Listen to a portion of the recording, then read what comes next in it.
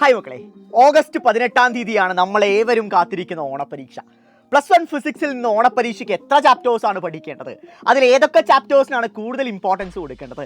ഓരോ ചാപ്റ്റേഴ്സിൽ നിന്നും ഏതൊക്കെ ചോദ്യങ്ങളാണ് കൃത്യമായിട്ട് പഠിക്കേണ്ടത് എന്ന ഒട്ടേറെ സംശയങ്ങളാണ് നിങ്ങളുടെ മനസ്സിലുണ്ടാവുക. ഇതിനെല്ലാമുള്ള ഉത്തരവുമായിട്ടാണ് ഞാനിപ്പോൾ വന്നിരിക്കുന്നത്. സോ ഓഗസ്റ്റ് 18 തുടങ്ങുന്ന ഓണപ്പരീക്ഷയ്ക്ക് ഏറ്റവും കുറഞ്ഞത് 3 ചാപ്റ്റേഴ്സ് എങ്കിലും +1 ഫിസിക്സിൽ നിങ്ങൾ പഠിച്ചിരിക്കണം. 3 ചാപ്റ്റേഴ്സ് ഏതൊക്കെയാണ് നിങ്ങൾക്ക് എല്ലാവർക്കും അറിയാലോ. ഒന്നാമത്തെ ചാപ്റ്റർ ആ units and measurements, motion in a straight line, motion in a plane. ഈ 3 ചാപ്റ്റേഴ്സിൽ നിന്ന് തന്നെയാണ് ചോദ്യങ്ങൾ വരാൻ ഏറ്റവും കൂടുതൽ സാധ്യത. കാരണം 4ാമത്തെ ചാപ്റ്റർ നമ്മുടെ സിലബസ് കവർ ചെയ്യേണ്ട ഡേറ്റ് പ്രകാരം നമുക്കത് ആവശ്യമില്ല. അതിനാൽ ഈ 3 ചാപ്റ്റേഴ്സ് തന്നെ ആയിരിക്കും 60 മാർക്കിന്റെ ചോദ്യ പേപ്പർ നിങ്ങളെ കാത്തിരിപ്പുള്ളത്. ആ 60 മാർക്ക് ഞാൻ കുറച്ചുകൂടി സ്ട്രെസ് ചെയ്ത് പറയാൻ കുറച്ച് കാരണങ്ങളുണ്ട്.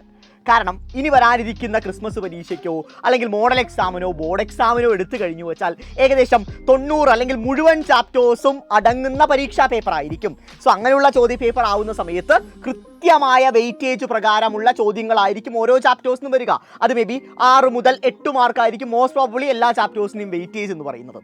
പക്ഷെ ഓണപ്പരീക്ഷ എടുത്തു കഴിഞ്ഞാൽ നമുക്കാകെ 3 ചാപ്റ്റേഴ്സേ ഉള്ളൂ. 60 മാർക്കിൻ്റെ ചോദ്യങ്ങളുണ്ട്. സോ ഓരോ ചാപ്റ്റേഴ്സിൽ നിന്നും പരീക്ഷയ്ക്ക് വരാൻ സാധ്യതയുള്ള പരമാവധി മാക്സിമം പോസിബിൾ ക്വസ്റ്റ്യൻസ് ആയിരിക്കും വരാനിരിക്കുന്നത്. അതായത് ഏകദേശം 20 മുതൽ 25 മാർക്കിന് വരെ ചോദ്യങ്ങൾ ഓരോ ചാപ്റ്റേഴ്സിൽ നിന്നും നിങ്ങൾ എക്സ്പെക്ട് ചെയ്യണം. 10ാം ക്ലാസ്സിൽ 40 മാർക്കിൻ്റെ പരീക്ഷ എഴുതിക്കൊണ്ടിരിക്കുന്ന കുട്ടി 60 മാർക്കിൻ്റെ പരീക്ഷയിലോട്ടാണ് ഇനി സ്വിച്ച് ചെയ്യാൻ പോകുന്നത്. അങ്ങനെ സ്വിച്ച് ചെയ്യുന്ന സമയത്ത് നിങ്ങൾക്ക് ഏറ്റവും കൂടുതൽ വെല്ലുവിളിയാവാൻ പോകുന്നത് എന്തായിരിക്കും? യെസ്, നിങ്ങൾ മനസ്സിൽ കണ്ടത് തന്നെയാണ് ഡെറിവേഷൻസ്.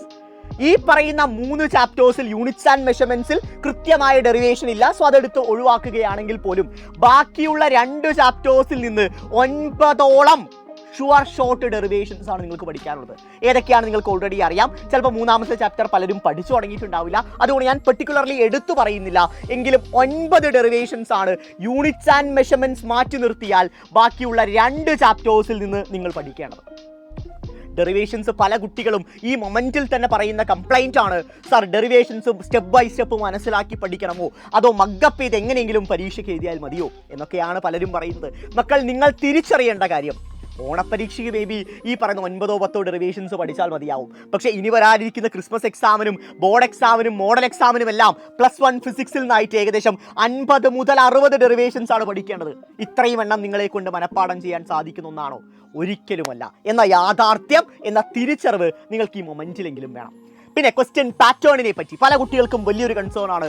സാർ, നമ്മുടെ ടെക്സ്റ്റ് ബുക്കിനകത്തുള്ള ചോദ്യങ്ങൾ അതുപോലെ NCERT ക്വസ്റ്റ്യൻസ് പരീക്ഷാ പേപ്പർ ഉണ്ടായിരിക്കുമോ അതോ അവസാനത്തെ കുറച്ച് പ്രീവിയസ് ഇയർ ക്വസ്റ്റ്യൻസ് മാത്രം ക്രാക്ക് ചെയ്താൽ മതിയോ? അങ്ങനെ ഒട്ടേറെ സംശയങ്ങൾ നിങ്ങളുടെ മനസ്സിലുണ്ടാവും. മക്കളെ, നമ്മുടെ ക്വസ്റ്റ്യൻ പാറ്റേണിനെ പറ്റി പറയുകയാണെങ്കിൽ എല്ലാ വർഷവും സെയിം പാറ്റേൺ ഓഫ് ക്വസ്റ്റ്യൻസ് അല്ല പരീക്ഷകളിൽ ചോദിക്കാറുള്ളത്. എങ്കിൽ പോലും അവസാനത്തെ ഒരു 7 വർഷത്തെ ക്വസ്റ്റ്യൻ പേപ്പർ കംപ്ലീറ്റ് ആയിട്ട് നിങ്ങൾ എല്ലാവരും വർക്കൗട്ട് ചെയ്യണം. ക്വസ്റ്റ്യൻ പേപ്പർ എന്ന് പറഞ്ഞാൽ നിങ്ങൾ ഒരു കാരണവശാലും ബോർഡ് എക്സാം ചോദ്യ പേപ്പർ മാത്രമാവരുത് പഠിക്കേണ്ടത്. മറിച്ച് ബോർഡ് എക്സാമിൻ്റെ കൂടെ മോഡൽ എക്സാമും ക്രിസ്മസ് എക്സാമും ഓണപ്പരീക്ഷയുടെ ക്വസ്റ്റ്യൻ പേപ്പർ കൂടി നിങ്ങളെല്ലാവരും യൂസ്ഡ് ആയിരിക്കണം. അല്ലാതെ ഞാൻ ബോർഡ് എക്സാമിൻ്റെ 7 ചോദ്യ പേപ്പർ പ്രാക്ടീസ് ചെയ്തെന്ന് പറഞ്ഞിട്ട് എല്ലാ ചോദ്യങ്ങൾക്കും ഉത്തരം എഴുതാൻ നിങ്ങളെ കൊണ്ട് സാധിക്കണമെന്നില്ല. അതിന് പുറമെ അടുത്തതായിട്ട് നിങ്ങൾ ശ്രദ്ധ കേന്ദ്രീകരിക്കേണ്ടത് നമ്മുടെ സ്വന്തം NCERT ടെക്സ്റ്റ് ബുക്കിനകത്തുള്ള പരീക്ഷയ്ക്ക് ചോദിക്കാൻ പോസിബിലിറ്റിയുള്ള, ചോദിച്ച് കാണാറുള്ള ചില ചോദ്യങ്ങൾക്കാണ്. അവ വളരെ ഇമ്പോർട്ടൻ്റ് ആണ്. അവയായിരിക്കും നിങ്ങളുടെ ഓണപ്പരീക്ഷയ്ക്കുള്ള മുഴുവൻ മാർക്കിനെ സ്വാധീനിക്കുന്ന ചോദ്യങ്ങൾ എന്ന് പറയുന്നത്. കാരണം നിങ്ങൾ പുതിയ സ്കൂളിലോട്ട് കയറി ചെന്ന കുട്ടികളാണ്, പുതിയ ക്ലാസ് ടീച്ചർമാരാണ്, പുതിയ ക്ലാസ് മുറികളാണ്. അവിടെ നിങ്ങൾക്ക് ഏറ്റവും ബെറ്റർ ഇംപ്രഷൻ ക്രിയേറ്റ് ചെയ്യണമെങ്കിൽ ഈ ഓണപ്പരീക്ഷ മുതൽ നമ്മളിങ്ങ് തുടങ്ങേണ്ടിയിരിക്കുന്നു. അല്ലാതെ പിന്നെ പഠിക്കാം, പിന്നെ മാർക്ക് വാങ്ങാം എന്നൊന്നും മനസ്സിൽ കരുതിയിട്ട് കാര്യമില്ല. First impression is the best impression ആണ്. സോ ഓണപ്പരീക്ഷയിൽ ഏറ്റവും മികച്ച മാർക്ക് നേടി ക്ലാസ് റൂമിൽ അങ്ങ് ഷൈൻ ചെയ്യേണ്ട മൊമെൻ്റ് ആണിത്. സോ കൃത്യമായിട്ട് നിങ്ങൾ എല്ലാവരും പഠിക്കണം. ഇനി നമ്മുടെ മുന്നിൽ അധിക ദിവസങ്ങളില്ല. ഏറിപ്പോയാൽ ഒരു 45 ദിവസം മാത്രം. ആ 45 ദിവസത്തിൽ നിങ്ങൾ എന്തു പഠിക്കുന്നു എന്നോ നിങ്ങൾ എങ്ങനെ പെർഫോം ചെയ്യുന്നു എന്നതിലിരിക്കുന്നു നിങ്ങൾക്ക് ഓണപ്പരീക്ഷയിൽ ലഭിക്കാൻ പോകുന്ന ഓരോ മാർക്കുകളും. സോ ഓരോ ദിവസവും വിലപ്പെട്ടതാണ്. എങ്ങനെയെങ്കിലും തള്ളി നീക്കാമെന്ന് വിചാരിക്കാതെ കൃത്യമായ സ്ട്രക്ചേർഡായ ടൈം ടേബിൾ സെറ്റ് ചെയ്ത് ഓരോ ദിവസവും കവർ ചെയ്യേണ്ട പോർഷൻസ് കൃത്യമായി മനസ്സിലാക്കി അതിനനുസരിച്ച് വേണം നിങ്ങൾ ഓരോ ദിവസവും പഠിക്കാൻ വേണ്ടിയിട്ട്. റൈറ്റ്.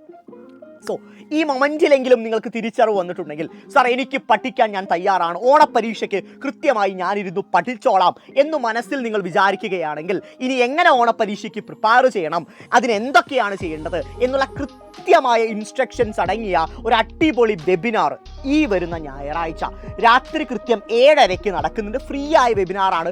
1 രൂപ പോലും നിങ്ങൾക്ക് മുടക്കേണ്ട ആവശ്യമില്ല. ഓണപരീക്ഷയുമായി ബന്ധപ്പെട്ട നിങ്ങളുടെ എല്ലാ കൺസേൺസിനും നിങ്ങളുടെ എല്ലാ സംശയങ്ങൾക്കുള്ള ഉത്തരം ആ വെബിനാറിൽ ഉണ്ടായിരിക്കണം. അത് ജോയിൻ ചെയ്യാൻ വേണ്ടി നിങ്ങൾ ചെയ്യേണ്ടത് ഒരേ ഒരു കാര്യം മാത്രം, കൃത്യമായിട്ട് ഇപ്പോൾ സ്ക്രീനിൽ കാണുന്ന QR കോഡ് ഒന്ന് സ്കാൻ ചെയ്യുക, രജിസ്റ്റർ ചെയ്യുക, എന്നിട്ട് കൃത്യം ഞായറാഴ്ച രാത്രി കൃത്യം 7:30 വരിക. അടിപൊളിയായിട്ട് ഓണപ്പരീക്ഷ ക്രാക്ക് ചെയ്യാനുള്ള എല്ലാ തന്ത്രങ്ങളും എല്ലാ സ്ട്രാറ്റജീസും നിങ്ങളുമായിട്ട് ഞങ്ങൾ ഷെയർ ചെയ്യുന്നതായിരിക്കും. ഒരിക്കലും അത് മിസ്സാക്കരുത്. അതുപോലെ എനിക്ക് പറയാനുള്ള മറ്റൊരു കാര്യം എന്ന് പറഞ്ഞാൽ, സാർ ഇപ്പോഴാണ് എനിക്കൊരു ചൂട് വന്നത്, ഇപ്പോഴാണ് എനിക്കൊരു തിരിച്ചറിവ് വന്നത്, എനിക്ക് ഓണപ്പരീക്ഷയിൽ നല്ല മാർക്ക് വാങ്ങണം, ഞാൻ കൃത്യമായി പഠിക്കാൻ തയ്യാറായി നിൽക്കുന്ന കുട്ടിയാണ് എന്ന മെൻറ്റാലിറ്റി നിങ്ങൾക്ക് ഈ മൊമെന്റിൽ ഉണ്ടെങ്കിൽ മറ്റൊന്നും ആലോചിക്കാതെ ഉടനെ താഴെ കാണുന്ന നമ്പറിൽ കോൺടാക്ട് ചെയ്ത് നിങ്ങൾക്ക് നമ്മുടെ +1 അഗ്നി ബാച്ചിൽ ഇനിയും അഡ്മിഷൻ എടുക്കാം. ഇപ്പോഴും വൈകിയിട്ടില്ല. ഇനിയും ഓണപ്പരീക്ഷ കഴിഞ്ഞ് അഡ്മിഷൻ എടുക്കാമെന്ന് വിചാരിച്ചു കഴിഞ്ഞാൽ മേ ബി ചിലപ്പോൾ നിങ്ങൾ വൈകിക്കാണും. സോ ആ മൊമെന്റിലോട്ട് നീങ്ങാതെ ഇപ്പോൾ ഈ മൊമെന്റിൽ ഞാൻ പഠിച്ചോളാം, ഞാൻ മികച്ച മാർക്ക് നേടിക്കോളാം, സൈലത്തിൻ്റെ കൂടെ ഞാനുണ്ട്, ഞാൻ പഠിക്കാൻ തയ്യാറായ കുട്ടിയാണ് എന്ന തിരിച്ചറിവ് നിങ്ങൾക്ക് വന്നിട്ടുണ്ടെങ്കിൽ ഒന്നും ആലോചിക്കേണ്ട, +1 അഗ്നി ബാച്ചിൽ വരിക. ഗംഭീരമായ ക്ലാസ്സുകളാണ് നിങ്ങളെ കാത്തിരിപ്പുള്ളത്. ഓണപ്പരീക്ഷയുമായി ബന്ധപ്പെട്ട എല്ലാ മാക്സിമം പോസിബിൾ ക്വസ്റ്റ്യൻസും മുഴുവൻ ചാപ്റ്റേഴ്സിനും നിങ്ങളെ കാത്തിരിപ്പുണ്ട്. അതുമാത്രം മതിയാവും ഓണപ്പരീക്ഷയിൽ ഏറ്റവും മികച്ച ഫുൾ മാർക്കും നേടിയെടുക്കാൻ. സോ മക്കളെ, ഒട്ടും ലേറ്റ് ആക്കരുത്. വെബിനാറിന്റെ കാര്യവും ഓർത്തു വെക്കണം. സിമിലർ അഗ്നി ബാച്ചിൽ അഡ്മിഷൻ എടുക്കാൻ ആഗ്രഹമുള്ളവരാണെങ്കിൽ അതും അഡ്മിഷൻ എടുക്കുക. അടിപൊളിയായിട്ട് പഠിക്കുക. സൈലം കൂടെയുണ്ട്. നമുക്ക് കാണാം.